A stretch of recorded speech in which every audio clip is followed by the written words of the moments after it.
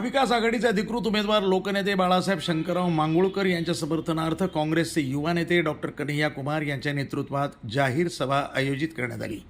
या सभेत काँग्रेस, राष्ट्रवादी काँग्रेस, शरद पवार गट, शिवसेना, उद्धव बाळासाहेब ठाकरे गट, आम आदमी पार्टी, मार्क्सवादी कम्युनिस्ट पक्ष, महाविकास आघाडीच्या सर्व पक्षांचे कार्यकर्ते आणि पदाधिकारी एकत्र आले होते। सभेचं आयोजन गुरुवार दिनांक 14 नोव्हेंबर रोजी सकाळी 12 वाजता circus ground, Pimpalgaon bypass, Dhamangaon road, Yavatmal इथं करण्यात आलं।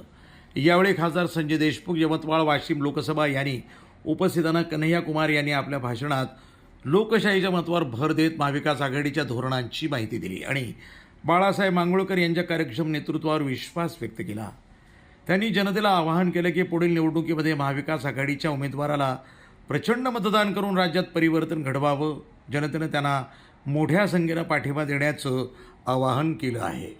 प्रतिनिधी कलीम खान, NTV न्यूज मराठी, यवतमाळ।